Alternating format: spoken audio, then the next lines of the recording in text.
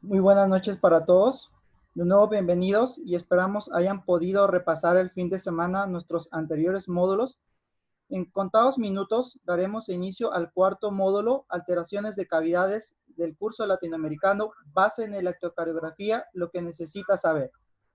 Como primer aviso, le recordamos que esta sesión estará disponible en el canal de Asocen UNL y de los demás canales de las demás asociaciones, al igual que los otros módulos del curso, por lo que le recomendamos poder suscribirse. Mi nombre es Richard Fernando Quinde, soy estudiante de la Universidad Nacional de Loja de la carrera de Medicina, presidente de la Universidad, presidente de la Asociación Científica de Estudiantes de Medicina de la Universidad Nacional de Loja y miembro de la Sociedad Estudiantil de Ciencia Espacial. Esta noche seré su anfitrión y me acompañará María Alejandra Rey, estudiante de Medicina de la Universidad Industrial de Santander, miembro del CEIMID-UIS del Comité de Educación Médica y parte de la logística de este evento. Bienvenida, María Alejandra. Buenas noches para todos. Muchas gracias, Richard. Les damos nuevamente la bienvenida y agradecemos su compañía y disposición para aprender esta noche con nosotros.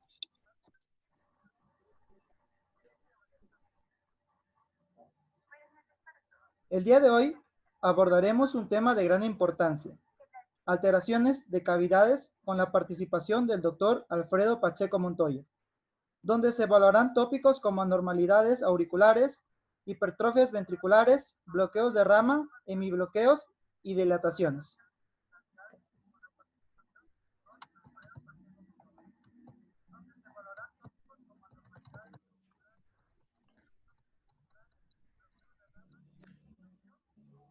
Bueno, esperaremos un momento para que se conecten más participantes y iniciaremos con la transmisión.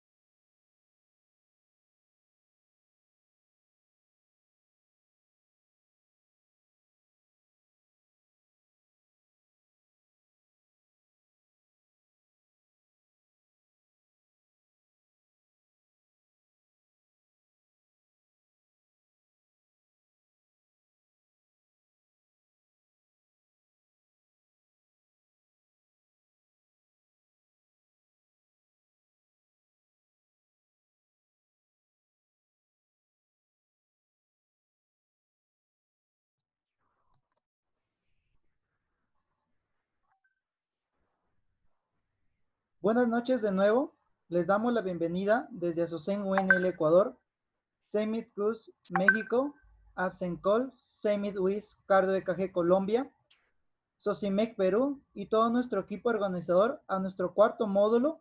Esperamos que puedan disfrutar y aprender el día de hoy de la presentación del doctor Daniel Alfredo Pacheco Montoya. Este módulo lleva por nombre Alteraciones de cavidades. El doctor Alfredo Pacheco Montoya, médico y cirujano en la Universidad Nacional de Loja, especialista de medicina interna por la Universidad Internacional del Ecuador, máster en la aplicación y el control terapéutica antimicrobiana intrahospitalaria de la Universidad Autónoma de Barcelona, docente titular de medicina en la Universidad Técnica Particular de Loja, médico tratante del Hospital Isidro Ayora en la ciudad de Loja y miembro internacional del American College Physicians.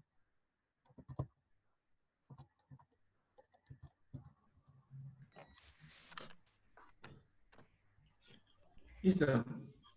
Bienvenido, doctor Daniel. Es un honor para nosotros contar con su participación esta noche.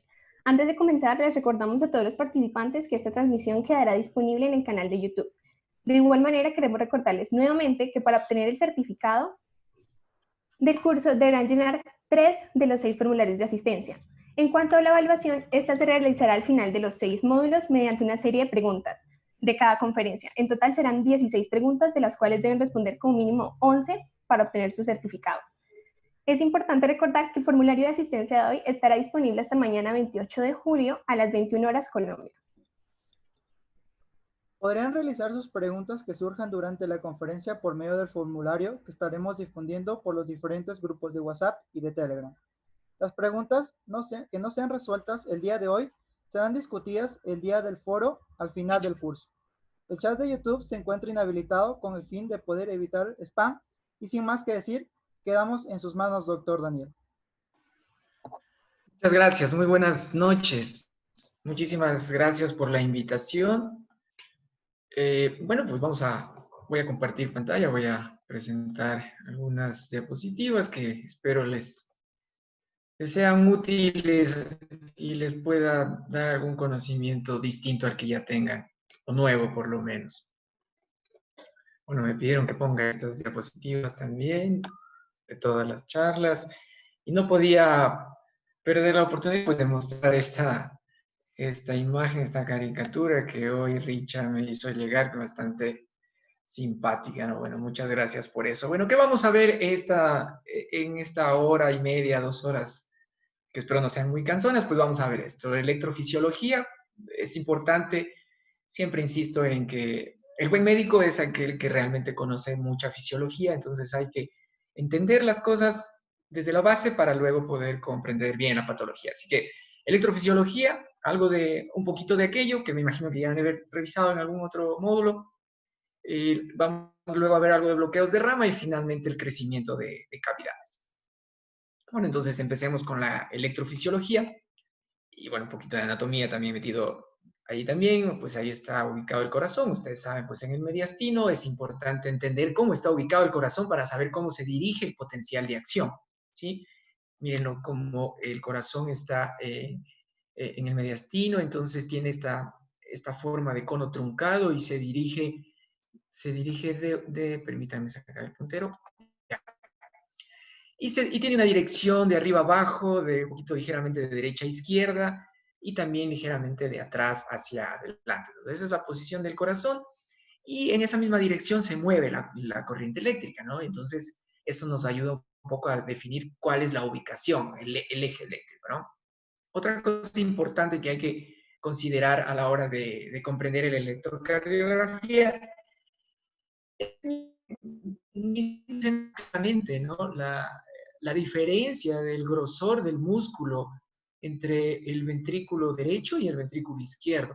Y obviamente entre las aurículas, ¿no? Las aurículas tienen una pared muy delgadita, muy poquito músculo, mientras que el ventrículo izquierdo es muy grueso y sobre todo la punta del corazón es la más musculosa, si se podría decir así. Y pues el ventrículo derecho está entre las aurículas y el ventrículo, su grosor. ¿Esto por qué es importante? Porque obviamente ustedes saben que a mayor músculo pues se puede generar mayor energía y obviamente para despolarizar mayor cantidad de músculo se necesita un un poco más de voltajes también, o se van a generar más voltaje en un músculo que es más grande. Entonces, por eso es importante comprender este asunto para ver la diferencia en los voltajes que se generan ya en el trazado electrocardiográfico. Bueno, el sistema de conducción, pues, como ya lo han de ver, ya seguramente lo han revisado, pues está compuesto por algunas estructuras que son unas células especializadas, muy poco compactas, que tienen esa capacidad de autoexcitación y de conducción de un impulso nervioso denominado potencial de acción. Inicia en el nodo sinusal, que ustedes recuerdan, está ubicado acá, justamente donde desemboca la vena cava superior, en la pared posterior y superior de la aurícula derecha, y a partir de ahí este nódulo que tiene células que son autoexcitables porque son permeables al sodio, etcétera, permite que se genere el impulso y desde ahí salga, ¿no? Como ven aquí, por las vías fibras internodales, hacia la aurícula izquierda y hacia el nodo aurículo-ventricular, que es la única zona en donde las aurículas se unen con los ventrículos, porque todo el resto está separado por este anillo fibroso. Entonces, la única zona en donde realmente hay una comunicación, digámoslo así, entre las fibras musculares de aurículas y ventrículos es a través de este nodo aurículo-ventricular. Y luego ya entra el haz de His, que realmente hay gente que dice, no, el nodo auriculoventricular, o el haz de His, mejor dicho, no existe porque es una cuestión más bien funcional. Es más bien el nodo aurículo-ventricular que luego que penetra en el tabique interventricular se adelgaza, y ese adelgazamiento eso es lo que se le conoce como haz de His, que más o menos es 1 centímetro, 1,5 centímetros, cabalgando sobre el tabique interventricular. Y luego, pues, de las de His nacen las ramas de las de His, derecha e izquierda, y finalmente, pues, estas fibras de Purkinje que se meten desde el endocardio, desde el subendocardio hasta el epicardio, y se interconectan todas, y por eso genera este sitio, ¿no? En el corazón. Cuando llega un impulso, se despolariza, pues, toda la masa muscular. Y es importante comprender que esta conducción tiene una velocidad. Es muy veloz desde el nodo sinusal hasta el aurículo ventricular, ¿sí? Y se demora 30 milisegundos más o menos en atravesar el potencial, desde el sinusal al aurículo ventricular. Y fíjense cómo en el aurículo ventricular se detiene, se enlentece fisiológicamente, se enlentece la conducción y tarda en este pequeño espacio de tiempo del nodo aurículo ventricular alrededor de 130 milisegundos es lo que le toma atravesar el impulso. Esto es porque el nodo auriculoventricular tiene un contenido algo fibroso. Y esto también es importante porque mecánicamente le da tiempo a la aurícula en contraerse y poder terminar de llenar al ventrículo, ¿no? En la tercera fase de llenado ventricular. Si esto no pasara, si no hubiera este enlentecimiento del impulso aquí en el nodo auriculoventricular, las aurículas, al contraerse, se encontrarán con unas válvulas aurículo-ventriculares cerradas. Entonces eso pues, no haría que se complete el llenado ventricular y sería un problema, ¿no? Y sería un problema. Bueno, una vez que se vuelve más lento ahí en el nodo auriculoventricular el potencial, fíjense como en el haz de His y en las fibras ya, en las ramas, otra vez se acelera. Y le toma 30 milisegundos llegar desde el nodo auriculoventricular hasta la punta del corazón, más o menos, ¿no?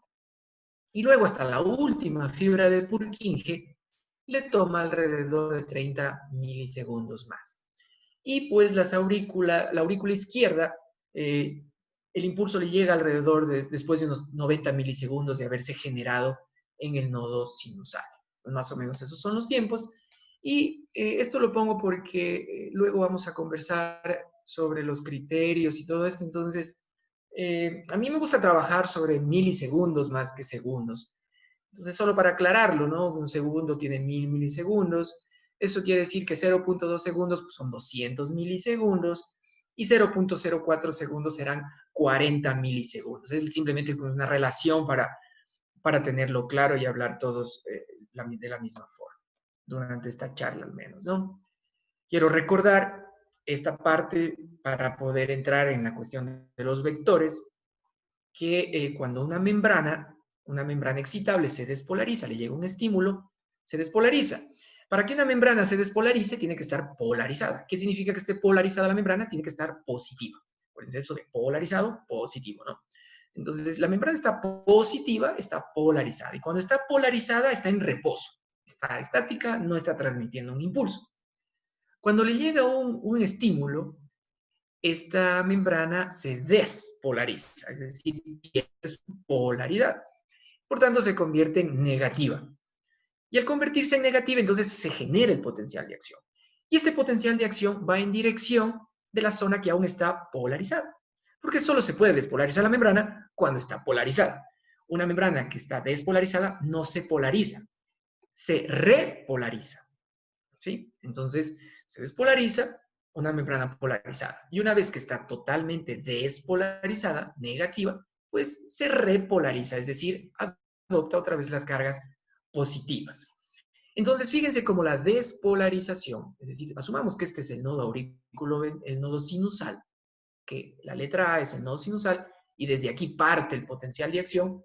Entonces, miren cómo este potencial de acción va dejando cargas negativas, una zona despolarizada, y se dirige hacia una zona que aún está polarizada, para intentar despolarizar. Entonces va hacia las aurículas, hacia el nodo aurículo-ventricular, hacia His, Purkinje y el miocardio en general.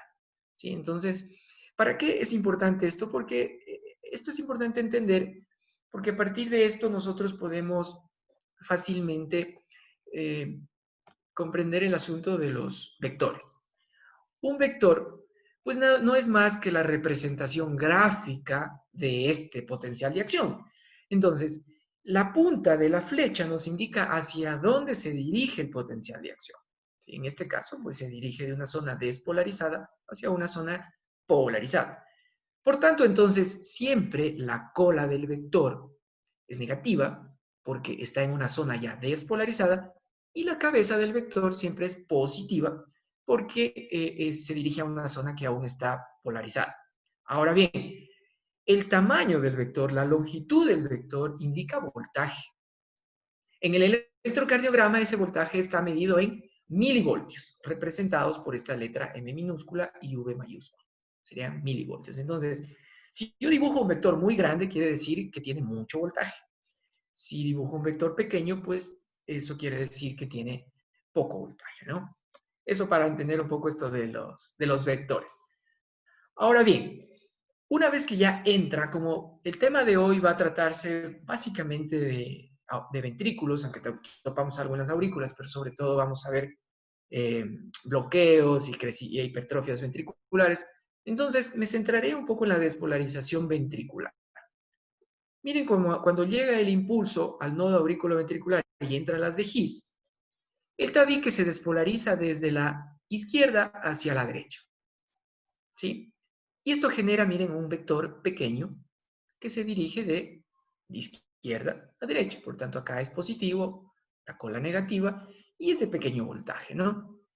Luego sigue por el haz de His, no se olviden que el impulso eléctrico va en sentido anterógrado, es decir, siempre va hacia adelante, no se regresa, ¿no? Excepto en patologías, ¿no? Entonces, el impulso sigue por las ramas de las de His hacia la punta. Y aquí, miren, claro, se dibuja un vector mucho más grande porque es mucho más voltaje y positiva la cabeza, la cola negativa, siempre, ¿no? De una zona despolarizada hacia una zona polarizada. Luego, la despolarización va hacia las paredes libres de ambos ventrículos, pero como decíamos, el ventrículo izquierdo es más grueso, tal como está aquí en este dibujo, entonces se lleva toda esa energía hacia allá, hacia el lado izquierdo se genera un tercer vector, que también es largo, con la cola negativa, cabeza positiva, es el vector 3, y el vector 4 de despolarización es hacia las bases del corazón, hacia la base derecha y hacia la base izquierda. La última parte en despolarizarse es la pared libre, la parte alta de la pared libre del ventrículo izquierdo. Es decir, la base del ventrículo izquierdo es la última parte que se despolariza. Entonces miren cómo se generan por lo menos estos 4 vectores de despolarización. Es decir, cómo va la onda de despolarización, cómo va circulando en el corazón. Muy bien. Entonces, ese potencial de acción generado en esa dirección, con ese voltaje, es que nosotros lo podemos medir en el electrocardiograma a través de las derivaciones. Las derivaciones las que registran eso. Y solo para entender un poquito el asunto es que estas derivaciones bipolares tienen un polo negativo y un polo positivo. Por ejemplo, este es de 1, polo positivo en el brazo izquierdo. ¿Eso qué quiere decir? Como vieron en el gráfico anterior de la membrana, se dirige la despolarización hacia el polo positivo. Eso quiere decir, en otros términos, que esta derivación lo registra el corazón desde su polo positivo. Entonces, ¿desde dónde lo mira al corazón de 1? Pues lo mira desde el hombro izquierdo, desde el brazo izquierdo. Y por tanto, desde aquí alcanza a ver, porque aquí está su polo positivo, le alcanza a ver ciertas estructuras. Por ejemplo, veamos de 3. De 3 el polo negativo está en el brazo izquierdo y el polo positivo está en la pierna izquierda, ¿sí? Acá. Por tanto, entonces, lo va a registrar el corazón desde la pierna izquierda, porque siempre registra desde el polo positivo. Entonces, lo registra desde abajo. Las precordiales lo registran al corazón como mirándolo de arriba, como cortándolo desde arriba, y entonces registrarán cada uno pues una porción del corazón, y por eso es que podemos delimitar caras y podemos delimitar cierta característica ventricular. A partir de ese registro, entonces, de toda esta energía que genera el corazón y que se transmite al tórax y que se puede registrar gracias a los electrodos que se colocan en los brazos y en el pecho, se ha dibujado este sistema exaxial para las derivaciones periféricas, no para las precordiales, sino para las periféricas, es decir, para D1, que va del brazo derecho al brazo izquierdo, D2, que va del brazo derecho a la pierna izquierda, y D3 del brazo izquierdo a la pierna izquierda. Y las ampliadas, que son unipolares, que van, digámoslo así, como desde el aparato, desde el corazón, digámoslo así, AVL al brazo izquierdo, AVF a la pierna izquierda y AVR al brazo derecho. Entonces, este sistema exaxial, miren, está dibujado en vectores. Son vectores lo que tiene, ¿no? Entonces, por eso, miren, D1, el polo positivo está acá, en el lado izquierdo, y el polo negativo está en el lado derecho. Vemos AVF. AVF, ¿dónde está la cabeza? Está abajo, el polo positivo. Por eso es que AVF lo mira el corazón desde abajo y la parte negativa, la cola, está arriba. Entonces, así se dibuja el sistema exaxial. Y de acuerdo a esto, miren cómo cada derivación va a registrar una parte específica del corazón. Aquí pueden ver entonces, aquí está D1 y aquí está AVL. ¿Qué están mirando D1 y AVL? Están mirando esta parte morada. Esta parte morada se denomina la pared libre del ventrículo izquierdo. Entonces, están mucho más cerca de aquí. Entonces, por eso registran esta zona, la parte alta de la pared libre del ventrículo izquierdo. Veamos, por ejemplo, D3, AVF, D2. Estas están mirándolo al corazón desde abajo, porque aquí están sus polos positivos. Entonces lo miran al corazón desde abajo. Por eso es que registran la pared inferior, o la cara diafragmática del corazón, como se le quiera denominar, ¿sí? Y así entonces nacen estos denominados las derivaciones contiguas. Atentos con esto, que AVF de 2, de 3 lo registran al corazón de abajo, D1 y AVL lo registran desde el lado izquierdo. Eso es importante para poder comprender mejor lo siguiente. ¿Qué es esto, no? Aquí están otra vez esos 3 vectores que habíamos nombrado. Bueno, habíamos nombrado 4, pero este vector negro es el de repolarización. Y más bien acá entonces tenemos un vector verde que decíamos que despolariza desde el tabique hacia la derecha, uno que viaja hacia la punta y otro que va hacia la base del corazón. Entonces, comprendamos cómo se grafican estas derivaciones. Miren, estamos frente a las derivaciones periféricas. Aquí estamos con AVF, D3 y D2. Tomemos como ejemplo AVF. AVF es una derivación que lo registra el corazón desde abajo. Por tanto, esta es la morfología normal habitual de AVF. ¿Qué pasa con AVF? ¿Por qué tiene esta forma, una R alta y una S pequeña? El QRS, ¿no? ¿Por qué tiene esta morfología? Porque, miremos, veamos, cuando se genera esta pequeña deriva, este pequeño vector, prácticamente está muy lejos de AVF como para generar un registro importante. Entonces, no se ve ninguna modificación, no se ve ninguna onda, ¿no? Pero este vector azul va directamente hacia la pierna izquierda. Y como la cabeza es positiva, entonces es como que el AVF lo ve venir al vector. y le ve venir la cabeza, es decir, la parte positiva, y por eso registra una onda positiva. Y es grande, ¿no? Porque el vector es grande. Entonces dibuja una onda R alta. Luego ve cómo se aleja el vector de la base, ¿no? Que se va hacia la base y dibuja una pequeña onda negativa. Ahora veámoslo a D1. ¿Por qué D1 se registra así? Es algo muy parecido, ¿no? Porque D1, como está mirándolo desde arriba, en cambio, este está mirándolo desde el brazo izquierdo, este vector ve igual, lo mismo, como va hacia la base, este vector que despolariza la base, y por eso es que detecta esta onda positiva alta, porque lo mira este vector rojo como viene hacia él. ¿Sí? Entonces, y como la cabeza es positiva, entonces dibuja una onda R alta.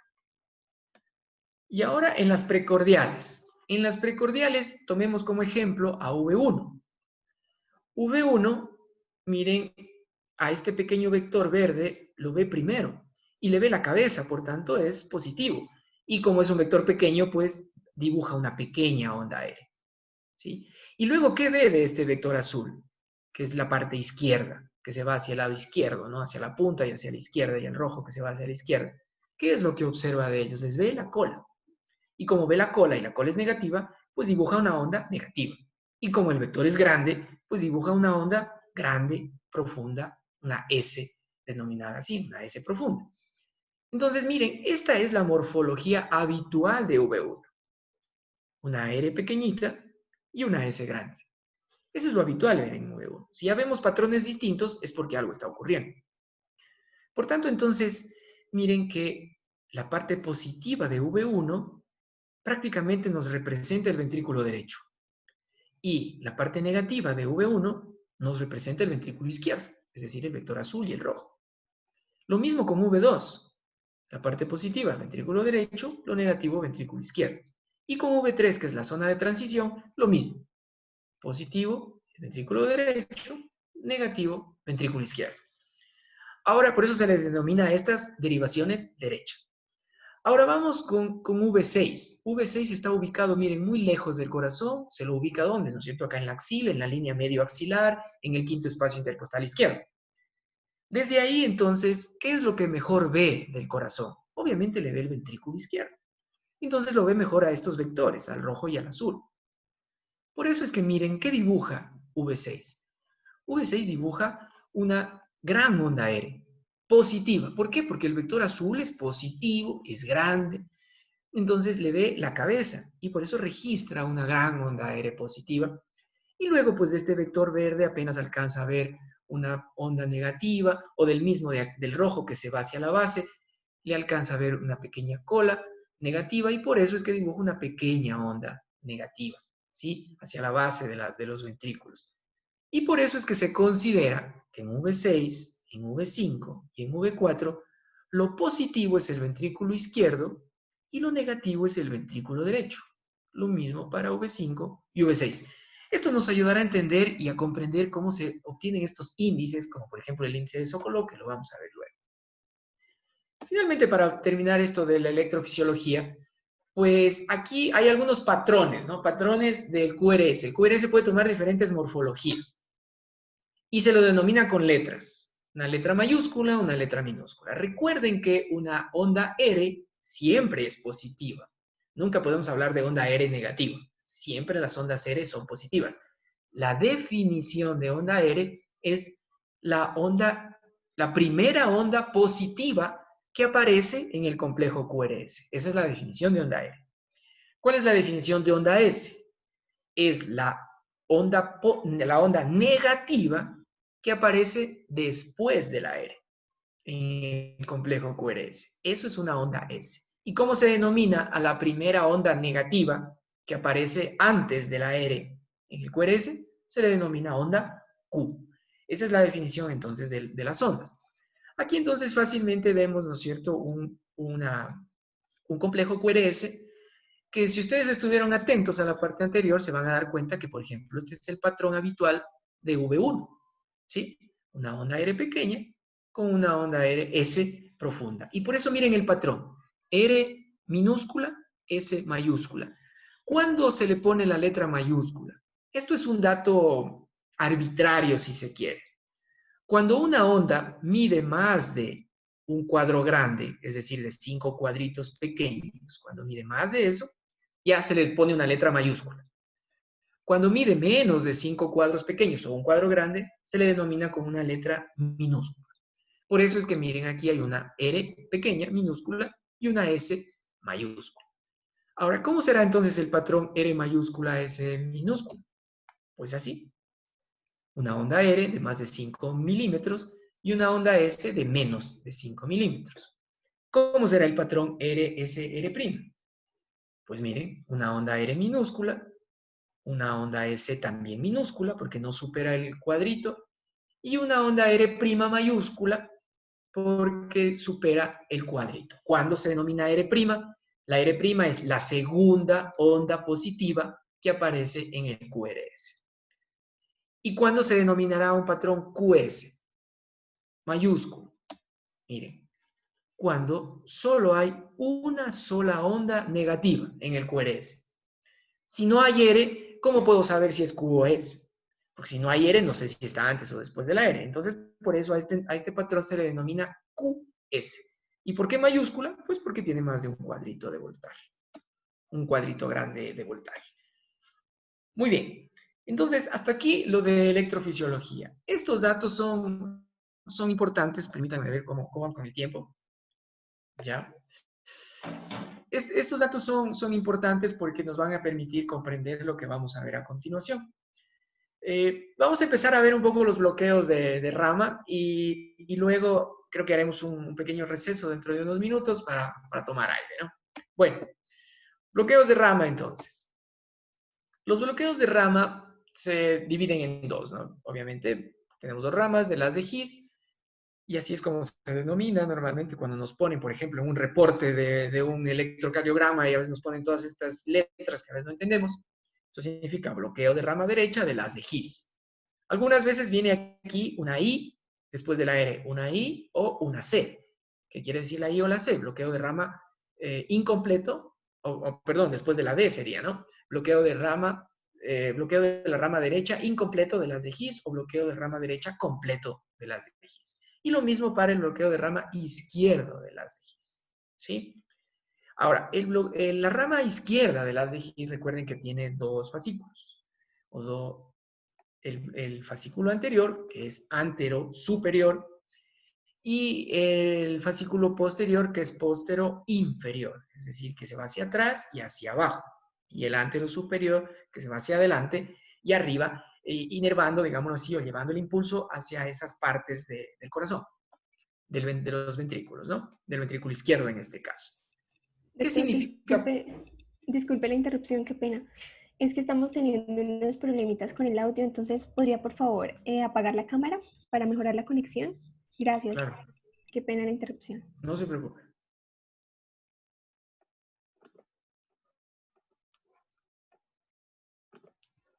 Listo. No sé si ahí está mejor el audio. Ojalá que se mejore el audio, perdón. Bueno, entonces les decía, ¿qué significa un bloqueo? Pues el bloqueo representa un enlentecimiento o definitivamente una interrupción del impulso, ¿sí? De la transmisión de este potencial de acción.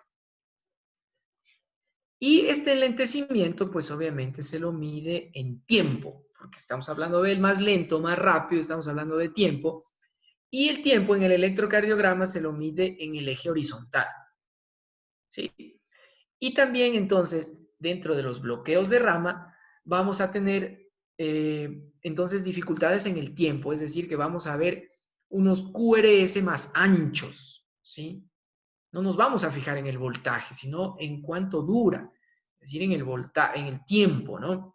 En cuántos cuadritos pequeños mide el QRS. Recordemos que el QRS mide más o menos entre, como lo menos, 60 milisegundos, es decir, un cuadrito y un poquito más, y a máximo hasta 120 milisegundos. Algunos textos dicen hasta 110 milisegundos, pero ese es el rango, ¿no? Entonces ahí hablamos de que es un QRS normal. Cuando ya supera ese tiempo, entonces hablamos de que es un QRS ancho. Entonces, cuando vemos nosotros un bloqueo de rama, cuando este tiempo del QRS se ve alterado, se ve prolongado el tiempo, y también este aumento del tiempo de la despolarización de los ventrículos, porque el QRS es eso, ¿no? La despolarización ventricular, modifica también la forma del QRS, es decir, la morfología del QRS. Entonces, ojo con aquello. Entonces, entremos a ver el bloqueo de rama, este primer bloqueo, que es el bloqueo de rama derecha. Miren, aquí tenemos una representación esquemática del corazón con los vectores que habíamos mencionado, pero claro, aquí ya dentro de la anormalidad. Acá están las ramas. Entonces podemos ver aquí la rama derecha y la rama izquierda con sus fascículos. Ahora veamos la rama, aquí se bloquea la rama izquierda, hipotéticamente hablando, se bloquea la rama, por tanto entonces el impulso va a entrar por la rama izquierda. Al entrar por la rama izquierda, el impulso, vamos acá a poner V1, miren, aquí está V1, por acá está V6, para ver cómo lo registra, ¿no? Entonces recordemos que cómo se movían estos vectores que habíamos hablado dentro de la parte normal.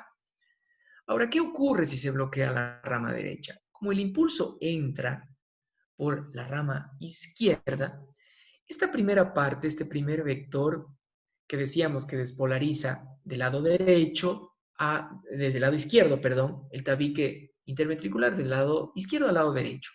Este pequeño vector prácticamente se mantiene igual porque entra de las de His, del nodo auriculoventricular entra a las de His y de las de His se dirige hacia la parte derecha del tabique. Entonces, este vector de aquí prácticamente no se modifica. Y por eso miren como en V1, claro, miren, es un vector dirigido hacia la derecha, con la cabeza hacia la derecha. Entonces, ¿qué registra V1? Le registra la parte positiva del vector. Y por eso miren cómo inscribe una pequeñita onda aérea. ¿Por qué pequeña? Pues porque el vector es pequeño. Luego, ¿qué ocurre? Como está bloqueada la rama derecha, todo el impulso se va por la rama izquierda. Y al irse todo el impulso por la rama izquierda, todo el voltaje, toda la energía se va por la rama izquierda, entonces esto hace que en primera instancia se dibuje una onda negativa en V1. ¿Por qué se dibuja una onda negativa? Porque miren, le ve la cola a este vector. Y por eso se inscribe una pequeña onda negativa, que puede ser un poco más profunda, por supuesto. Pero, ¿qué pasa a continuación? A partir de esto, de esta despolarización del lado izquierdo del corazón, es que se empieza a despolarizar el ventrículo derecho.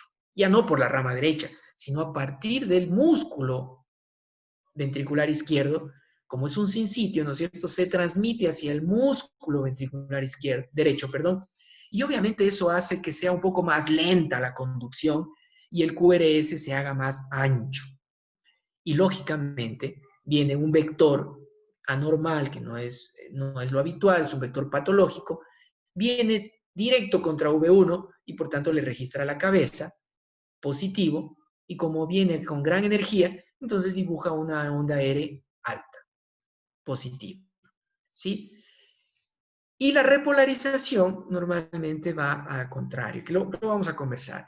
¿Qué pasa con V6? Miren, V6 es todo lo contrario, como está mirándolo al corazón desde el lado izquierdo, miren cómo de este pequeño vector 1 apenas le ve un poquito la cola negativa y por eso dibuja una muy pequeñita onda Q negativa en V6, pero más bien luego ve como le viene toda una carga positiva, vector positivo, cabeza, entonces dibuja una onda R alta, porque el vector es algo grande.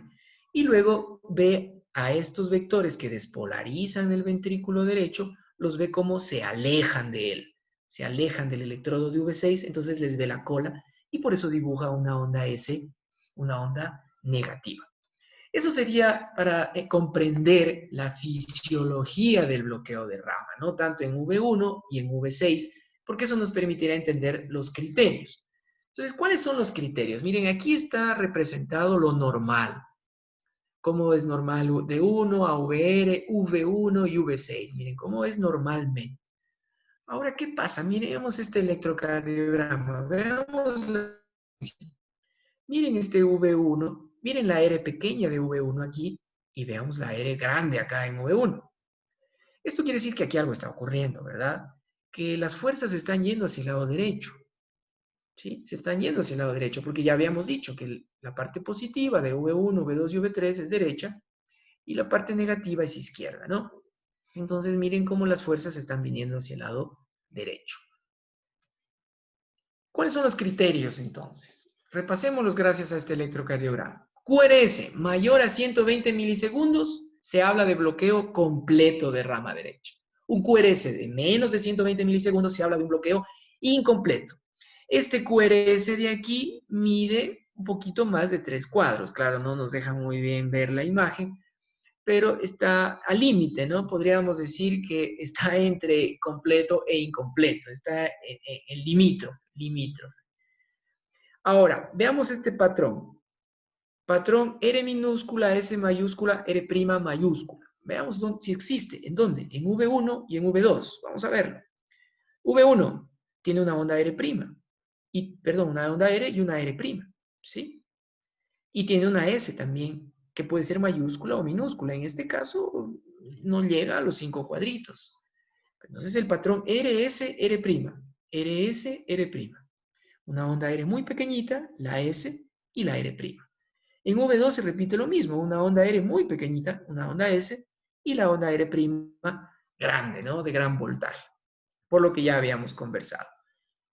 Otro criterio, patrón QRS. ¿En dónde? En D1, en V5 y en V6. Vamos a ver D1, por acá está D1.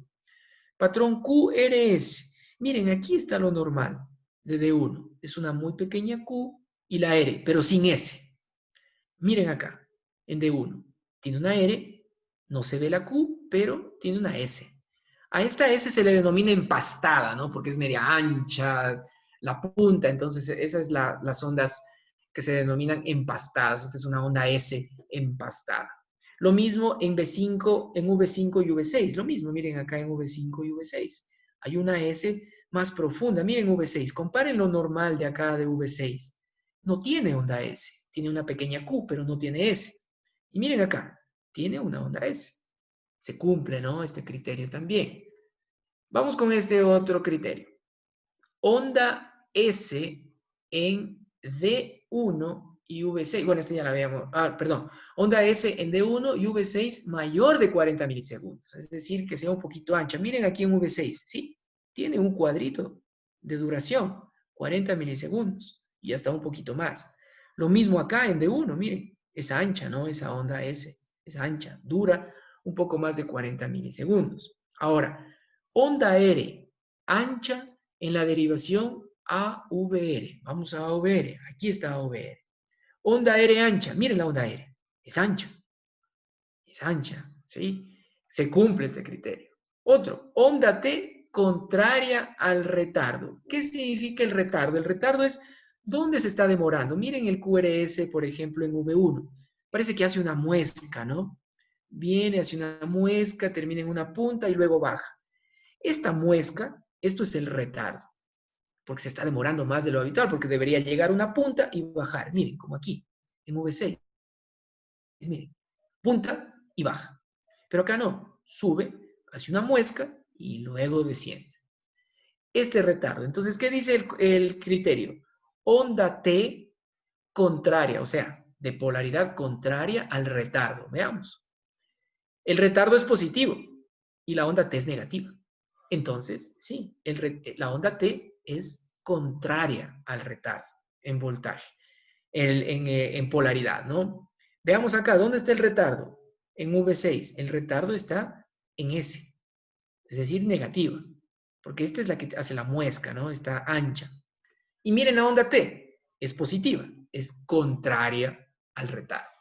Entonces, aquí vemos fácilmente cómo se cumplen estos criterios de bloqueo de rama derecha del haz de Higgs, que básicamente son aquellos. Hay algunos que dicen, no, el patrón en oreja de conejo y todo eso, pero bueno, lo importante es comprender cómo se forman estas ondas y estos criterios fácilmente identificables. Vamos con el bloqueo de rama izquierda y creo que luego de esto hacemos una pausa.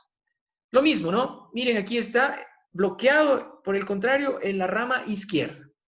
Entonces el impulso entra por la rama derecha, ¿sí? Y como decíamos, el impulso normalmente entra a la rama izquierda y desde ahí se despolariza el tabique. Por tanto, entonces ahora pasa directo a la rama derecha. Ya no pasa a la rama izquierda y luego al tabique. Entonces, desde el primer vector ya es anormal. Desde el primer vector. ¿Por qué? Las fuerzas de despolarización siempre tienden a llevar todo hacia la izquierda. Siempre. O sea, si el ventrículo derecho es normal y el ventrículo izquierdo es también, digámoslo, es normal, las fuerzas de despolarización siempre tienden a llevar hacia el lado izquierdo. Por tanto, como entra por la derecha, ¿hacia dónde se va a ir? Hacia la izquierda, porque las fuerzas tienden a llevar hacia allá la energía. Por tanto, miren este primer vector, cómo se desplaza a la derecha. Se desplazan a la izquierda. Todos se desplazan hacia la izquierda. Veamos V1. V1, ¿qué está viendo de todos estos vectores que se van a la izquierda? Les ve la cola. Y como ve la cola, y la cola es negativa, entonces va a dibujar una onda negativa. Y la va a dibujar profunda, porque todos estos vectores tienen mucha energía, llevan mucho voltaje. Vámonos al otro lado. V6. V6 ubicado en la axila, ¿no es cierto? Más cerca del ventrículo izquierdo. ¿Qué ve V6? V6 ve cómo se acercan los vectores hacia él.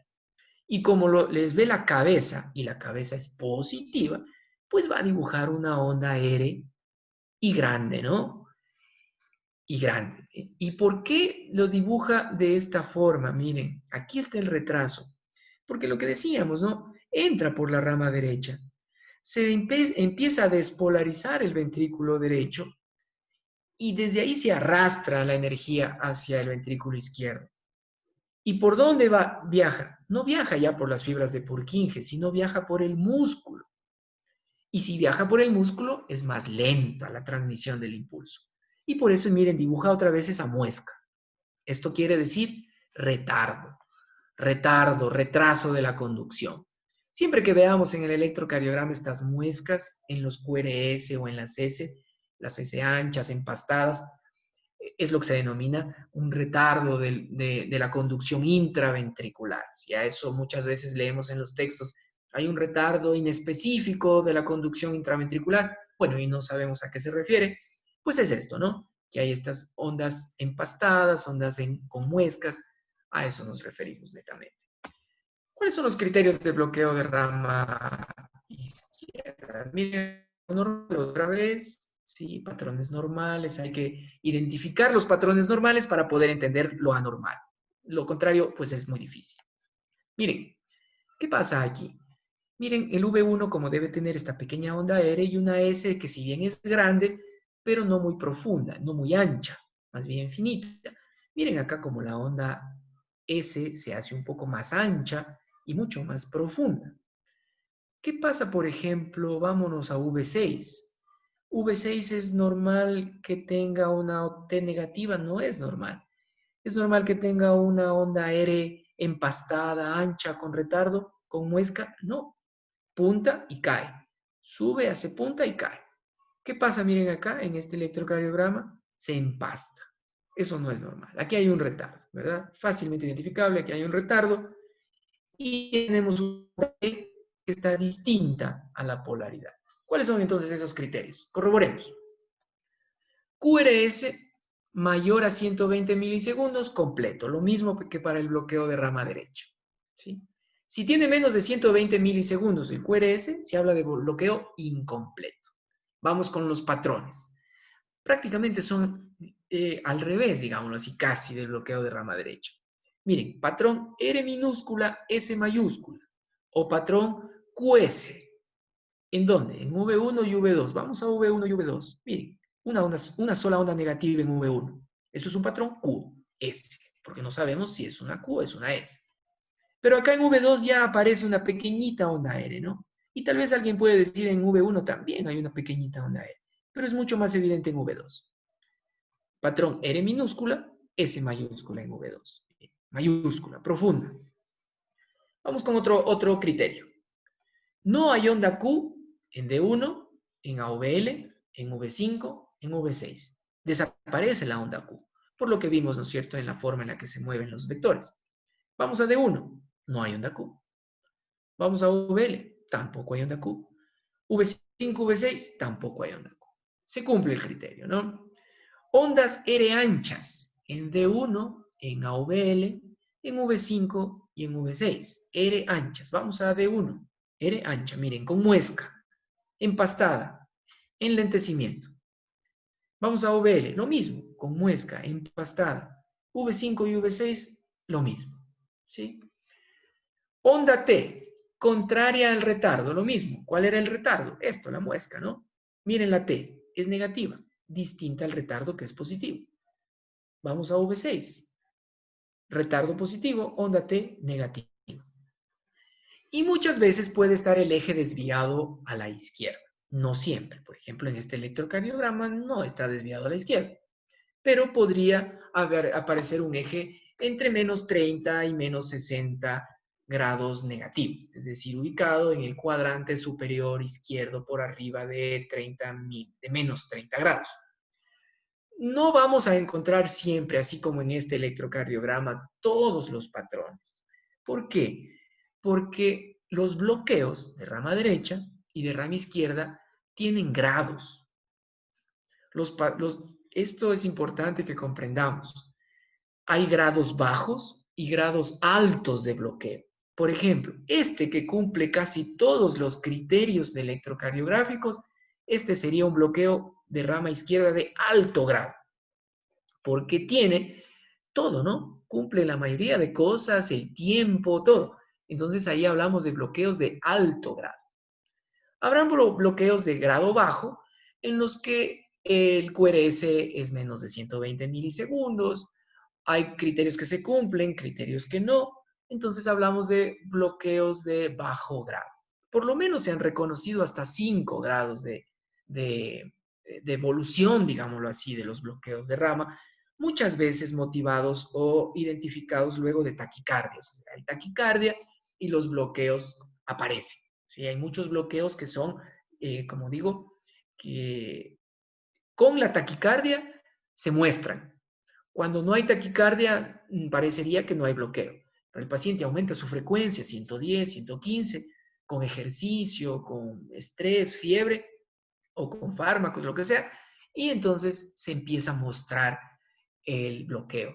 Por eso, por ejemplo, las pruebas de esfuerzo, cuando se hace una prueba de esfuerzo, pues al ponerlo en una banda sin fin al paciente, a correr, a caminar rápido, pues uno puede empezar a ver cómo se forma el bloqueo de rama izquierda. Entonces, ¿cuándo aparecen estos bloqueos de rama? El bloqueo de rama derecha generalmente es normal, aparece en personas sanas, ¿no? No suele ser patológico la mayoría de veces, aunque sí puede aparecer en ciertos trastornos electrolíticos, después de eventos isquémicos, etcétera, pero es menos frecuente. El bloqueo de rama izquierda casi siempre es patológico. Tómenlo por ahí, que el bloqueo de rama derecha puede ser normal, pero el bloqueo de rama izquierda siempre o casi siempre es patológico. De hecho, el bloqueo de rama izquierda es un criterio para infarto agudo de miocardio. ¿Sí? Muy bien. Ahora entonces vamos a hacer un receso de unos, no sé, Richa y los organizadores, de 5 o 10 minutos. Hagamos un pequeño receso. Doctor, en estos momentos daremos un pequeño descanso de 5 minutos para poder seguir con la conferencia. Se les pide a todos, por favor, seguir conectados dentro de la transmisión y en unos minutos continuamos, doctor. Listo, gracias.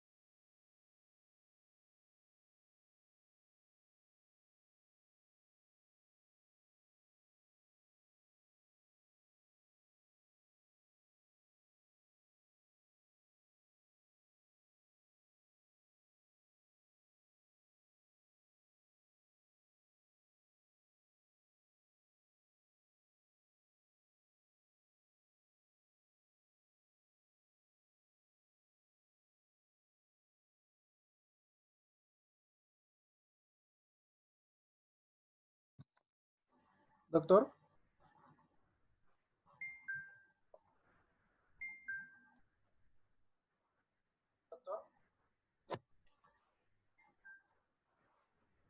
Hola, hola, aquí estoy.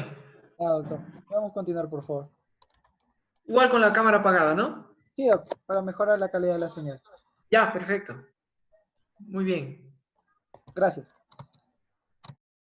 Bueno, pues entonces, continuemos.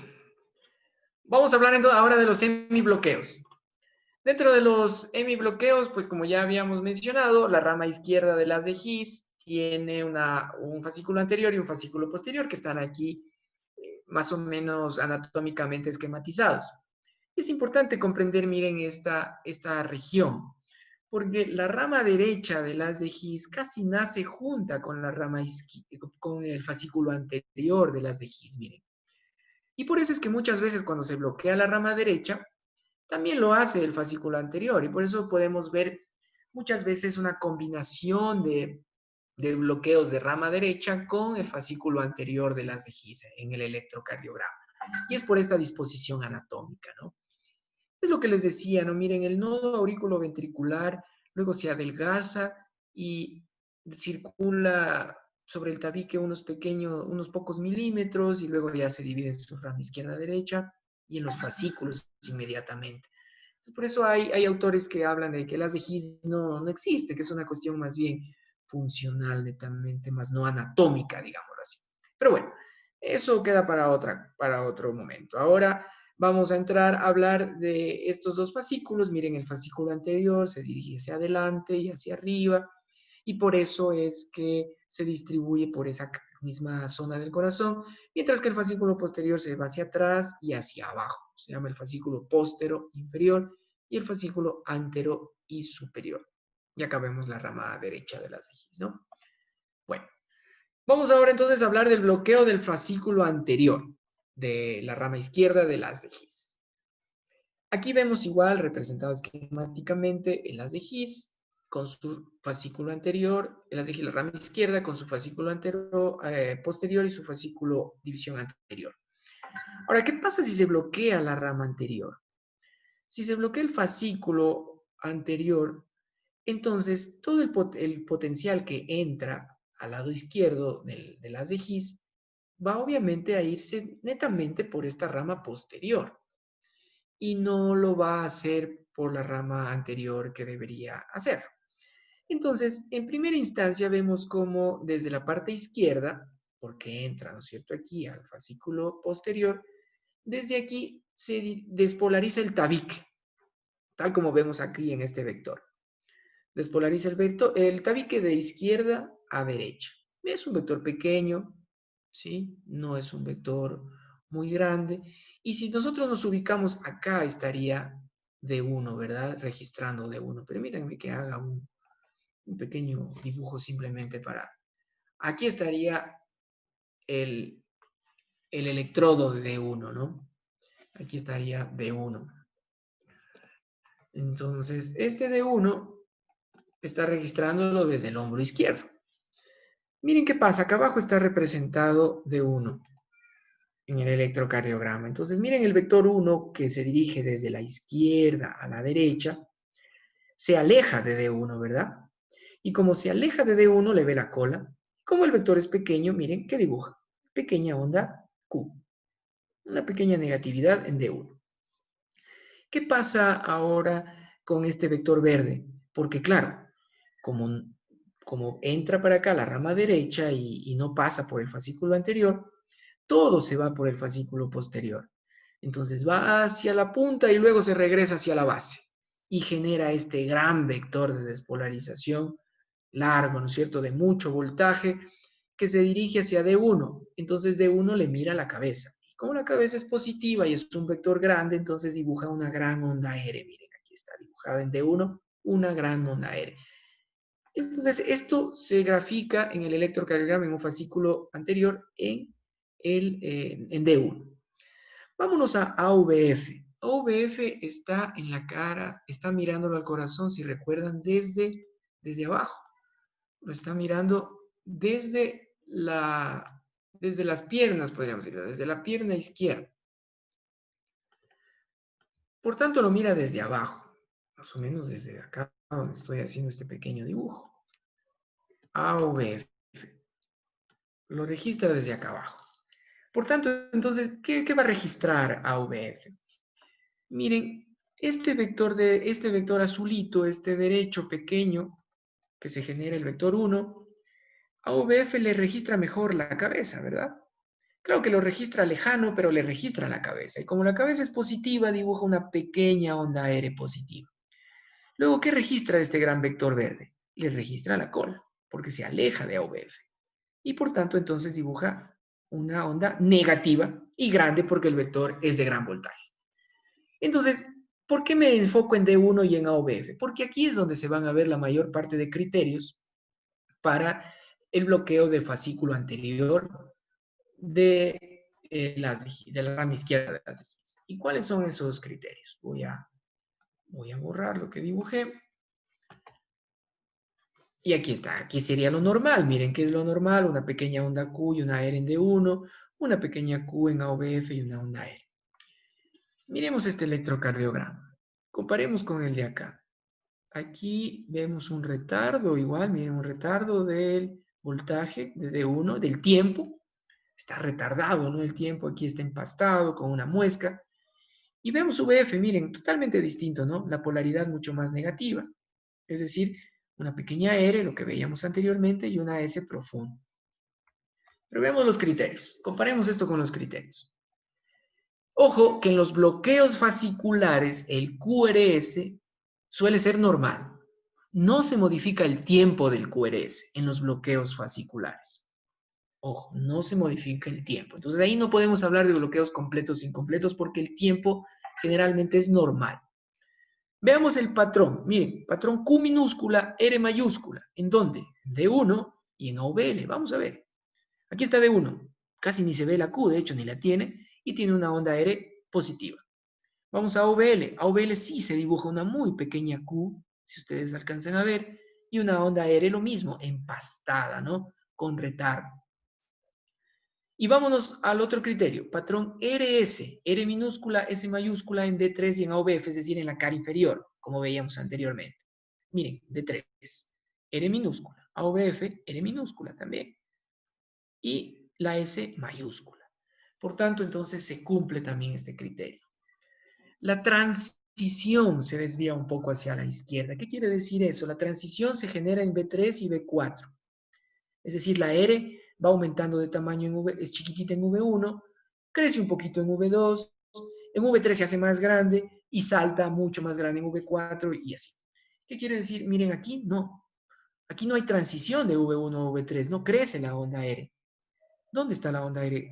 Está acá, en V4, V5 y V6, derivaciones izquierdas. Por eso es que se dice la transición se pasa hacia el lado izquierdo. Ahora, la R, el otro criterio es la R en D1 más ancha que la R en V6. A eso se le denomina la deflexión intrínsecoide. ¿Sí? Es un término un poco raro, pero simplemente lo que mide es cuánto dura o cuánto tiempo hay desde donde inicia la R hasta la punta de la R. Entonces, aquí está la puntita de la R y desde donde inicia se mide. ¿Y cuánto debe durar? Básicamente es lo que se mide, es el ancho de la R. El criterio es ese, no tenemos por qué hacernos lío. Es ese. Si esta R de D1 es más ancha que la R de V6, que miren, a simple vista, sin necesidad incluso de medirlo, vemos que D1, la R es mucho más ancha. Miren esta R en V6, termina en punta. Miren la R en D1, tiene muesca, hay un retardo en el tiempo. ¿Sí? Entonces, esto ya nos da la idea pues de que hay un hemibloqueo del fascículo anterior, todos estos criterios. Pero sobre todo el que habíamos hablado primero, el patrón QR en D1 y en AVL, y el patrón R minúscula, S mayúscula en D3 AVF. Y el eje sí, en este caso sí, porque miren acá, miren aquí en este gráfico, todo el voltaje se va hacia el lado izquierdo. Por tanto, entonces va a haber una desviación del eje a la izquierda que es evidente aquí, ¿no? D1 positivo y AVF negativo. El eje es francamente izquierdo. Pasemos al bloqueo del fascículo posterior. El fascículo posterior, pues como lo decíamos, se dirige hacia abajo y hacia atrás. En este caso se bloquea. El impulso entra, ya no puede entrar al fascículo posterior, por lo tanto entra directamente al fascículo anterior. Si entra entonces al fascículo anterior, se va a ir hacia arriba y hacia adelante. ¿Sí? Ya no se va a ir hacia abajo, tal como muestra este vector 1. Miren, se va la despolarización hacia arriba y hacia adelante. Por tanto, lo mismo. Si ponemos acá, y vamos a dibujar otra vez, si ponemos aquí D1, D1, ¿qué pasa entonces en D1? D1 lo va a mirar a este vector, a este pequeñito, le va a ver la cabeza. Y como la cabeza es positiva, miren lo que dibuja. Una pequeña onda aérea positiva. Una onda aérea positiva, una pequeña onda aérea, ¿no? Y luego miren qué le ve a este vector 2. ¿Qué significa este vector 2? Como la despolarización entró por la rama derecha, o por el fascículo anterior, perdón, entró por el fascículo anterior hacia arriba, se despolariza la base del corazón izquierdo. Y a partir de ahí es que se despolariza la punta y la parte baja, la pared libre, la parte baja del corazón izquierdo, del ventrículo izquierdo, a través del músculo. Y si lo hace a través del músculo, pues se demora más, ¿no? Entonces, por eso es que toma esta forma este vector. Se dirige hacia abajo y ligeramente hacia la derecha. A veces muy hacia la derecha, ¿sí? Por tanto, entonces, ¿qué ve de uno a este vector verde? Lo ve que se aleja. Y como le ve la cola, es negativo, dibuja una onda S profunda. Eso en V1. Ahora, si nos vamos lo mismo a AVF, ¿qué pasa en AVF? AVF lo está mirando al corazón desde abajo. ¿Qué pasa aquí entonces? ¿Qué ve de este pequeño vector 1, AVF? Le ve la cola y lo ve muy lejano. Por eso dibuja una pequeña onda Q, ¿sí? AVF, aquí en el ejemplo. Y luego, ¿qué le ve a este vector verde? Al 2. Le ve la cabeza. Y la cabeza es positiva y es un vector grande. Entonces dibuja una gran onda aérea. Y dibuja este patrón. ¿Qué patrón es este? Es un patrón Q minúscula, S, R mayúscula, ¿no? Y el patrón en D1, ¿cuál es? R minúscula, S mayúscula. Entonces, veamos los criterios. Veamos si se corresponde con lo hablado. Vemos aquí, igual acá abajo lo normal. Aquí vemos un electrocardiograma, en donde, claro, hay un poco de microvoltaje. A lo mejor es un poco difícil verlo, pero miren D1. Tiene una pequeña onda R y una S más grande. Podríamos decir un patrón, claro, no hablar de S mayúscula, pero sí hablar de un patrón RS, ¿no? Distinto al de acá. Vamos a AVL. En AVL ya podemos hablar de un patrón R minúscula y S mayúscula. Ahora vamos a las derivaciones de cara inferior. La cara inferior es de 3, AVF y de 2. Vamos a AVF, cara inferior. Patrón, que habíamos dicho, se dibuja una pequeña onda Q, la tiene, y luego una onda R alta, lo tiene. Y de 3, para completar, igual, onda Q y onda R alta. ¿Cuáles son los criterios entonces de bloqueo del fascículo posterior? Lo mismo, el QRS puede ser de duración normal, no necesariamente está más de 120 milisegundos. Miren, patrón R minúscula, S mayúscula. ¿En dónde? Aquí en D1, tal como hemos visto, y en AVL. Se cumple. Patrón QR, Q minúscula, R mayúscula. ¿En dónde? D3 y AVF. Veamos, ¿sí? D3 y AVF. Q minúscula, R mayúscula. Ahora la transición está más bien hacia la derecha, mirad hacia la derecha. No muy evidente en este electrocardiograma, pero deberíamos ver aquí las R's mucho más grandes en V1, V2 y V3, que son derivaciones derechas. Ahora, no hay onda Q en V5 y en V6. Vamos a ver.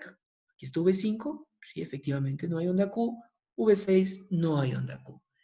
Y en estos casos, en el bloqueo de fascículo posterior, el eje, como vieron aquí en el dibujo, como vieron claramente en el gráfico, ¿no es cierto? El vector verde se dirigía hacia la derecha. Por tanto, entonces, el eje se desvía a la derecha. Y veamos si hay aquí eje desviado a la derecha. AVF es positivo, es decir, hacia abajo, 90 grados positivo. Y D1 es predominantemente negativo, Es decir, se dirige hacia 180 grados negativo. Por tanto, entonces, este electrocardiograma pues tendrá un eje negativo, o un eje, perdón, no negativo, sino más bien un eje de más allá de 90 grados, ¿no? De más allá de 90 grados, es decir, un eje cercano a la desviación hacia la derecha. Muy bien. Y aquí entonces un ejemplo, ¿no? Que ustedes pueden ver y tratar de, en cuestión de unos pocos segundos, tratar de identificar. Todos hagamos el ejercicio, a ver si cuál de los patrones que acabamos de ver se cumplen en este electrocardiograma. ¿Qué hemos visto? V1, o hacerlo V6, para los bloqueos de rama derecha-izquierda, los patrones en V1 y V6, y para los hemibloqueos, los patrones en D1 y en AVF, ¿no? Básicamente ahí es donde debemos ir a buscar y después corroborar con los otros criterios. Entonces veamos, se cumple algo, no sé, ustedes, ahí cada uno podría ver a través de la pantalla, no sé, unos 5 segundos más para que puedan identificar el V1, el V6, qué características tiene, si hay empastamiento de las ondas, hay patrones con R', hay estos patrones de RS, QS, que acá hablamos de hablar. Bueno, pues miren, aquí tenemos dos patrones. Primero, vamos con V1. Miren, ¿qué hay en V1? Hay el patrón R, S, R'. Esto es el patrón de bloqueo de rama derecha. Y es un QRS que dura más de 120 milisegundos. Por tanto, estamos hablando de un bloqueo completo de rama derecha. ¿Que se corrobora con V6? Sí, miren. Aquí está enlentecido, ¿no? Retardada la despolarización. Y decíamos, ¿no es cierto?, que en V4, en V5 y en V6, la parte negativa representa el ventrículo derecho. Por tanto, entonces, miren, es un retardo en el ventrículo derecho. Y otra cosa que decíamos, la polaridad de la onda T siempre está contraria al retardo. ¿Dónde está el retardo? Es positivo en V1 y la T es negativa. En V6, ¿dónde está el retardo? Está hacia abajo, ¿sí? Y miren, la polaridad de la T es positiva. Entonces, contrario al retardo. ¿Qué más tenemos? Veamos D1 y AVF a ver si hay algún patrón. Tenemos aquí una onda R y una S minúscula. Patrón R mayúscula, S minúscula, en D1. Y vamos a AVF. Patrón R minúscula con S mayúscula. Esto es el patrón de ¿qué? ¿Recuerdan? Si va hacia D1, el voltaje, si el vector se dirige hacia D1, desvía hacia la izquierda, quiere decir que está bloqueada el fascículo anterior, ¿verdad? Porque el posterior llevaba el vector hacia arriba. En cambio, cuando se bloquea el fascículo posterior, el vector se va hacia la derecha y por eso hay desviación hacia la derecha. Acuérdense de esa fisiología, electrofisiología. Entonces, miren cómo aquí que tenemos. Tenemos un bloqueo de rama derecha más un hemibloqueo del fascículo anterior de las de His. Es decir, tenemos un doble bloqueo. Lo que decíamos, ¿no? Por la anatomía que comparten, por donde nacen, es muy común ver este tipo de patrones. Cuando hay bloqueo de rama derecha, generalmente hay también un bloqueo del fascículo anterior. Entremos ahora sí a ver ya por último el crecimiento de cavidades. En el crecimiento de cavidades pues tenemos que hablar de las aurículas y de los ventrículos totalmente, ¿no? Primero hablemos de las aurículas. Este sería el patrón normal. La línea roja nos indica la morfología de una onda P normal. Pero lo que tenemos que estar conscientes es que la onda P tiene dos componentes. El componente inicial está dado por la aurícula derecha y el componente final está dado por la aurícula izquierda. Pero en condiciones normales se solapan y se dibuja una sola onda P. Entonces, ¿dónde es mejor ver los crecimientos de aurículas? En D2, en la derivada 2, y en V1. Miren, en D2, el patrón de D2 o la polaridad de la onda P es generalmente positivo. Y ya no se pone ese patrón, ¿no?, de RS, porque acá ya no tenemos ni la R ni la S, sino que se le pone dos positivos. ¿Qué quiere decir eso? Que todos los dos componentes, tanto el componente derecho como el componente izquierdo, son los dos positivos, están hacia arriba. Eso es lo normal ver en D2. ¿Qué es lo normal ver en V1? En V1, regularmente, es normal ver dos componentes de la onda P.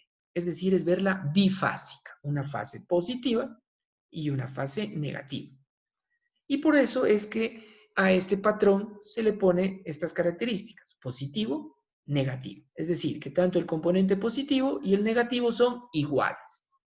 Son del mismo tamaño, de la misma duración, del mismo voltaje. ¿Sí? Tienen las mismas características. Eso en D2 y en V1. No olviden, para ver las aurículas, fijémonos en la derivada 2 y en la derivada precordial V1. Los ventrículos, pues ya acabamos de ver, ¿no es cierto? Hablamos ampliamente cómo se forma el QRS y todo esto. ¿En dónde vemos también el crecimiento ventricular? Lo mismo, en V1 y en V6. Este es el patrón normal, una onda R minúscula y una S mayúscula. Y en V6, el patrón normal es una Q minúscula y una R mayúscula. Eso es lo normal. Cuando hablamos de crecimiento, hablamos de mayor amplitud del QRS en este caso, o de la onda P. Hablamos de amplitud, es decir, de un mayor voltaje de las ondas. Tienen un mayor voltaje. Entonces, cuando hablamos de bloqueos, hablamos de mayor tiempo, ¿sí? Más tiempo, se demora más. Cuando hablamos de crecimiento, hablamos de mayor voltaje, de mayor amplitud. Hablemos del crecimiento de la aurícula derecha. Acá vemos una imagen normal, miren los dos componentes iguales, el componente derecho y el izquierdo, pues similares, no pasa nada con la aurícula derecha, tiene un tamaño normal. Ahora veamos este electrocardiograma. Vamos a ver D2. Miren, D2, la onda P es picuda. Algo empastada también, ¿no? Arriba, como que se demora más, digámoslo, un poquito más. Y tiene una fase mucho más ascendente. La fase ascendente, miren, es un poquito más lenta. No sé si alcanzan a verlo con detenimiento. La rama que sube de la onda P es como que hace una pequeña pancita al final. Pero la parte que cae más rápido. Desciende más rápido, ¿no? La rama descendente cae más rápido. Entonces, como que se demora más la parte ascendente. ¿Y la parte ascendente qué es? Es aurícula derecha. Entonces, parece que hay un retardo en la aurícula derecha. Entonces, pero se demora más y crece el voltaje de la aurícula derecha. Eso en D2. Veamos en V1. También, miren, el componente tenía que ser lo mismo, ¿no? Positivo, negativo. Acá el componente en D2 tenía que ser positivo, positivo. Pero aquí parece que es un poquito más, el primer positivo es un poco más. Acá tenía que ser positivo y negativo. Parece que la parte positiva también es un poquito más que la negativa, tiene más voltaje. ¿Cuáles son los criterios entonces? Para determinar el crecimiento de la aurícula derecha, yo tengo que ver D2 y V1. Vamos a D2. La onda P debe medir más de 2.5 milímetros. Vamos a ver aquí en el electro. 2.5 milímetros, es decir, 2 cuadritos y medio. 1, 2, 3, 4 cuadros. Mide más de 2.5 milímetros. Es decir, más de 0.25 milivoltios, porque no olviden que cada cuadrito pequeño equivale a 0.1 milivoltios. P acuminada. Ya habíamos hablado de lo que es acuminado. Acuminado es lo mismo que decir empastado, con muesca, retardo. Miren, la P aquí es acuminada. Tiene retardo, ¿no? No termina en puntita como debería serlo o totalmente redondeada como debería ser acá la onda P, sino más bien termina como empastada, acuminada. Y en V1, miren, el componente positivo es mayor que el componente negativo en el crecimiento de aurícula. Vamos a V1 y como decíamos, parece que el componente positivo es un poquito más grande, más voltaje que el componente negativo. Por tanto, en este electrocardiograma podríamos confirmar que existe una aurícula derecha aumentada de tamaño. Vamos al crecimiento de la aurícula izquierda. Lo mismo, el patrón normal, positivo, positivo, en D2. Y veamos este electrocardiograma. En este electrocardiograma tenemos lo mismo, aquí D2 y aquí V1. Pero ¿qué es lo que pasa acá? Veamos. ¿Qué pasa con la P en D2? Miren, tiene más tiempo. Solo en el crecimiento de la aurícula izquierda, el voltaje, no solo aumenta el voltaje, sino que aumenta el tiempo. Porque recuerdan con lo que hablábamos primero, la aurícula izquierda se demora en despolarizarse porque está lejos, ¿no? Se demora hasta 90 milisegundos en despolarizarse. Por tanto, entonces, en el bloqueo, o perdón, cuando crece la aurícula izquierda se va a demorar mucho más. Entonces, ahí sí vamos a tener tiempo. Los componentes, miren, se separan. Ya no está como aquí, unidos los dos componentes derecho e izquierdo. Aquí tenemos un componente derecho y luego tenemos un componente izquierdo. Esto lo que nos quiere decir es que tenemos una onda P de 4, de 40, de 80, de 120 milisegundos. Grande, ¿no? Y con esta muesca, es decir, retardo, otra vez. La muesca nos indica retardo en la despolarización. Vamos a V1. Miren, el componente positivo apenas no tiene ni un cuadrito pequeño, mientras que el componente negativo supera un cuadrito pequeño, ¿sí? Tanto en voltaje como en duración, como en tiempo. Veamos los criterios. D2. La onda P tiene que ser mayor a 110 milisegundos. Lo es, al menos en este electro lo es. Y con esta muesca, ¿no? Esto justamente se le denomina la onda, la P endromedaria. ¿En dónde vemos eso? En D2, en la derivada 2. Y en V1, ¿qué vemos? El componente, aquí está mal, perdónenme, el componente negativo es mayor que el componente positivo, ¿no? Esto está al revés. Entonces, el componente negativo es mayor que el componente positivo, lo cual se cumple en V1 y en D2. Entonces, en este electro, en este ejemplo, podemos hablar de crecimiento de la aurícula izquierda. Lo mismo, les doy unos 10 segundos para que traten de identificar qué aurícula está crecida en este electro. ¿Es la derecha o es la izquierda? ¿Qué tenemos que ir a ver? D2 y V1.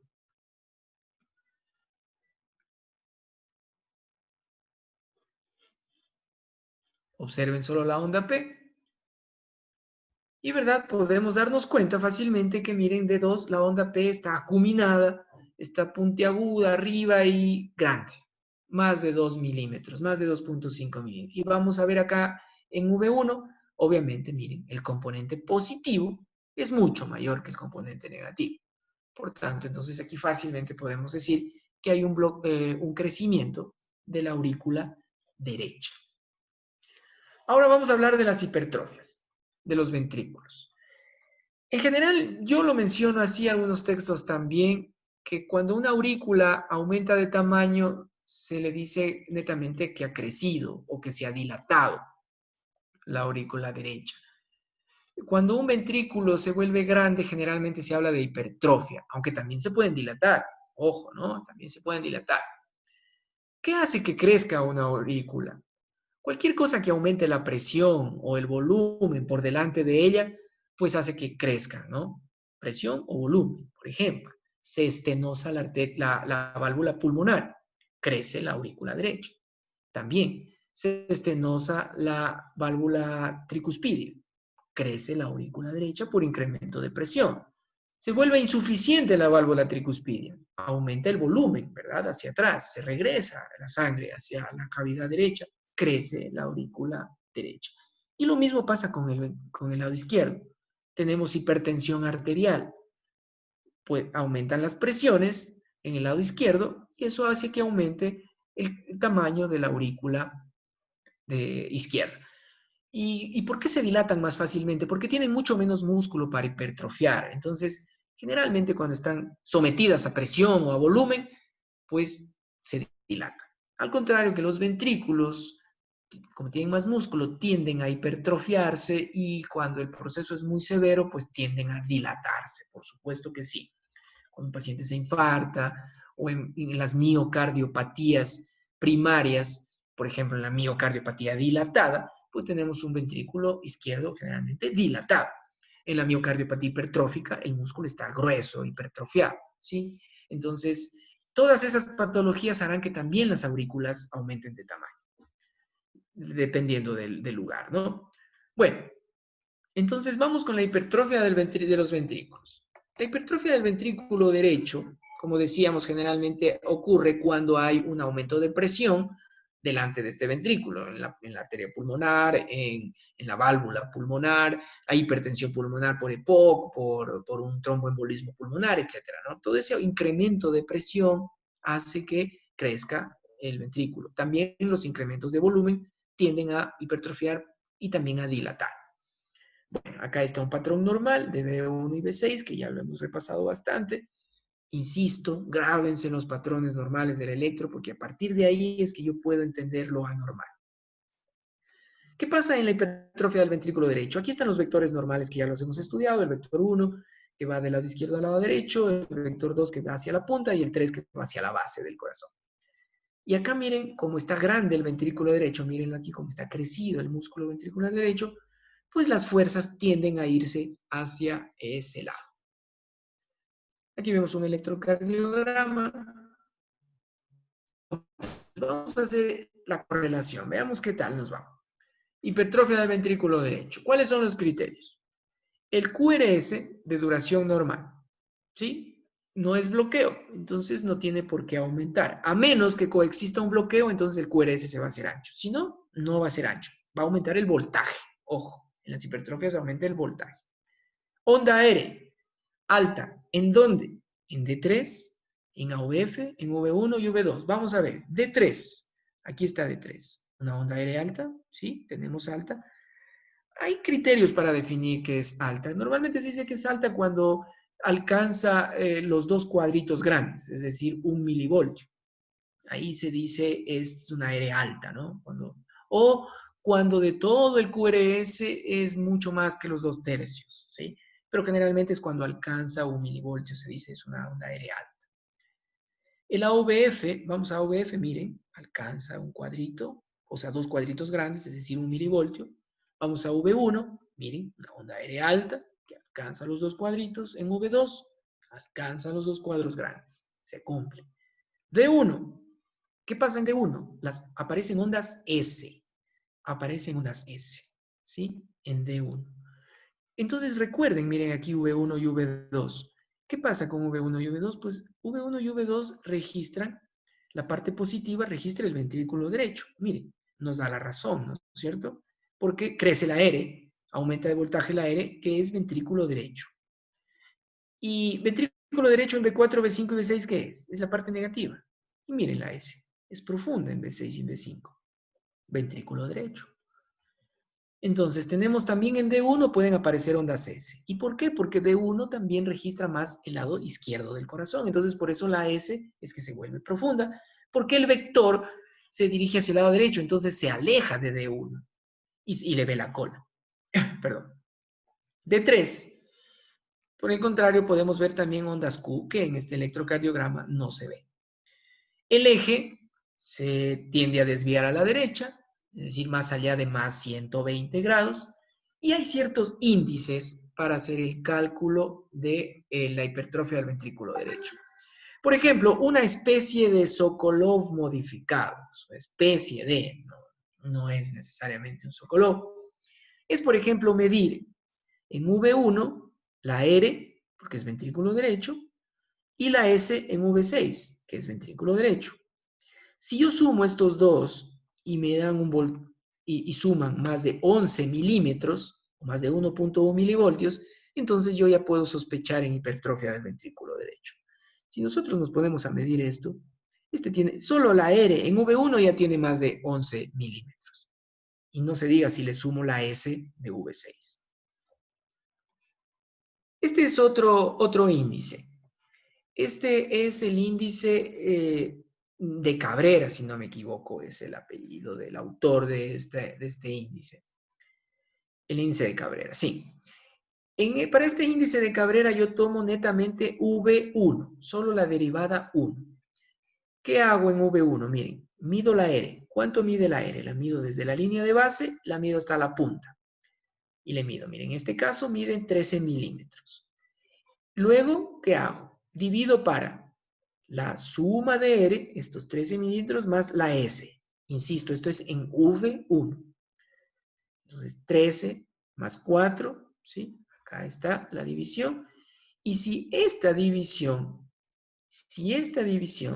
me registra un valor mayor a 0.5, entonces hablamos de hipertrofia del ventrículo derecho, ¿sí? Como les digo, esto es uno de los índices que se aplican. También se puede aplicar el índice de Lyon, también hay para hipertrofia del ventrículo derecho. Pero por cuestiones prácticas, miren, este es bastante útil y este que les digo de esta especie de Sokolov modificado, pues es bastante útil. Apliquemos acá el índice de Cabrera. Miren, sumamos de V1 y luego la R de V1 más la S de V1 mismo, entonces dividimos esto para lo de acá. Y si nosotros hacemos la división, fácilmente esto nos va a dar un índice de más de 0,5. Vamos con la hipertrofia del ventrículo izquierdo. Creo que con esto ya vamos terminando. Veamos en el electrocardiograma, veamos los criterios. QRS de duración normal, ¿no es cierto? No es un bloqueo, no tiene por qué el QRS, a menos que haya un bloqueo, pues estaría ancho. Si no, pues no tiene por qué aumentar. La S profunda, ¿en dónde? En V1 y en V2. Vamos a ver V1. Profunda, miren, muy profunda. En V2, muy profunda, que incluso se mezcla con la de V3, con la R de V3. Recuerden, la parte negativa de V1 o de V2 y de V3 nos representa el ventrículo izquierdo. Lo mismo, la parte positiva de V5, de V4, V5 y V6 nos representa también el ventrículo izquierdo. Y por eso el índice de Sokolov que vamos a ver a continuación. S profundas en V1 y V2 se cumple. R altas, ¿en dónde? Derivaciones izquierdas, ¿verdad? Tendría que ser. ¿Qué derivaciones lo ven al corazón desde el hombro? Lo ve de 1 y la derivada left, AVL. Aquí está de 1, miren, onda R alta, AVL, onda R alta, ¿sí? Casi monofásicas, no solo R sin Q, sin S. En V5, V6, miren, V5 muy alta, V6 muy alta. Se cumple, ¿no? Onda R altas en estas derivaciones izquierdas. Y el eje se desvía a la izquierda, tiende a desviarse a la izquierda, aunque no en todos los casos, ¿no? En este caso preciso, pues no hay una desviación izquierda neta en este electrocardiograma. Y aquí están algunos de los índices, de estos índices que hablábamos. Miren Sokolov-Lyon. Sokolov-Lyon dice, sume la S de V1, ventrículo izquierdo, más la R de V5 o de V6, es decir, la más grande. La que usted vea más grande, esa sume. Vamos al electrocardiograma. Subimos la S de V1, o sea, ventrículo izquierdo. Miren, 5, 10, 15, 20 cuadros, 20 milímetros, 20 cuadritos o más. 23, 24 tal vez. ¿Cuál les parece más grande? A mí me parece más grande V5, la R de V5, que es ventrículo izquierdo. Igual, si sumamos 5, 10, 15, 20, 25, 30, 35, ¿cuánto debe sumar? Más de 35 milímetros. Totalmente, ¿no? Totalmente. Tenemos un voltaje de mucho más de 25, de 35 milímetros. ¿Sí? Entonces se cumple criterio de Sokolov para hipertrofia del ventrículo izquierdo. Y así tenemos otros criterios. Por ejemplo, está el índice de Lewis, el voltaje de Cornell. Miren, por ejemplo, este tan sencillo, la R en AVL que sea mayor a 11 milímetros. Vamos a ver. Aquí está la R en AVL.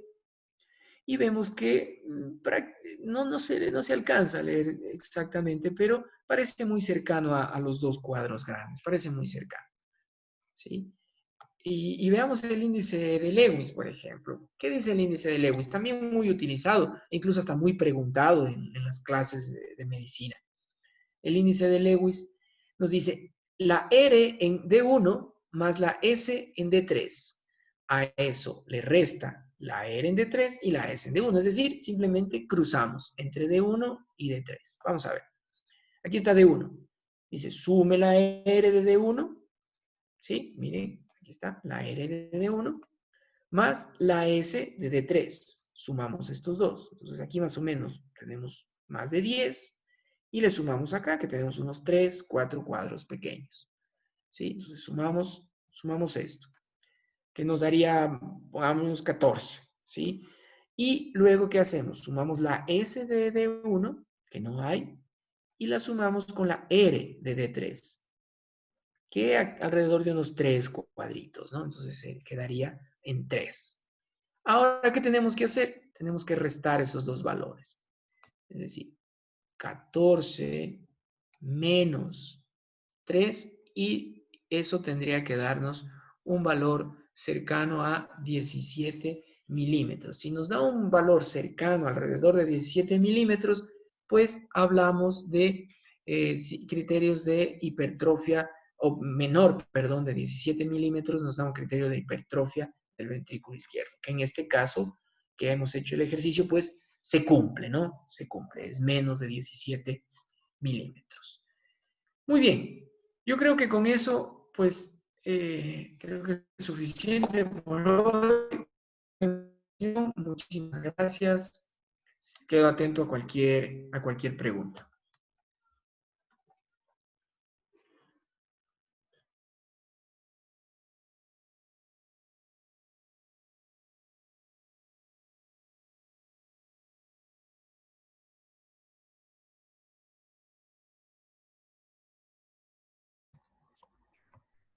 Muy amable, doctor.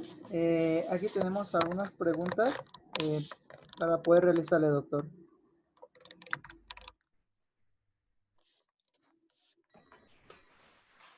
Nos preguntan, ¿qué es más frecuente, la presencia de hipertrofia ventricular o las anormalidades auriculares? Normalmente hay que estar conscientes de que las aurículas tienen una menor presión o soportan menores presiones que los ventrículos. Por tanto, entonces, cuando tengamos una sobrecarga de presión o de volumen, siempre obviamente va a irse hacia lo más débil, ¿no? Entonces, serían las aurículas las que primero van a sufrir los cambios, las dilataciones, el crecimiento, siempre van a ser las aurículas, ¿no? Y generalmente, siempre que hay una hipertrofia de un ventrículo, es totalmente, va de la mano que una aurícula esté también dilatada. Entonces, obviamente, lo más frecuente es, vamos a ver que las aurículas se dilatan antes que se hipertrofian los ventrículos. Muy amable, doctor. ¿Qué podemos encontrar en el trazo electrocardiográfico en la coartación aórtica? En la coartación, bueno, la coartación de aorta lo que nos va a dar son datos de hipertrofia, ¿no? Perdón, de sobrecarga, de poscarga, ¿no? De incremento de la poscarga, porque generalmente donde se coarta la aorta ya es en la aorta descendente, ¿no? Terminando el callado, a veces también en el callado, pero sobre todo pasando el callado. Entonces lo que va a provocar es una poscarga aumentada para el corazón. Eso genera obviamente una sobrecarga sistólica, ¿no? Porque el corazón tiene que ser más fuerza para vencer esa resistencia, esa poscarga. Y en definitiva, pues lo que vamos ahí a observar pueden ser criterios de sobrecarga ventricular izquierda, de hipertrofia del ventrículo izquierdo, sobrecarga auricular, dilatación auricular. Esos cambios son los que podríamos ver en coartación de aorta. Gracias, doctor. ¿Qué repercusión tiene para un paciente un bloqueo de rama izquierda de alto grado en comparación con uno de bajo grado con respecto a la sintomatología? Bueno, muy buena pregunta, porque como les decía, los bloqueos pueden ser variables dependiendo incluso de la frecuencia cardíaca, pueden aparecer. Pero de todas formas, muchos bloqueos suelen ser asintomáticos, ¿no? Muchos bloqueos suelen ser asintomáticos. Sin embargo, los bloqueos, como les decía durante la charla, los bloqueos de rama izquierda pueden ser el significado, por ejemplo, de una isquemia miocárdica. Entonces, claro, yo podría tener un paciente que tenga dolor torácico, que tenga episodios de anginas y detecto un bloqueo de rama izquierda.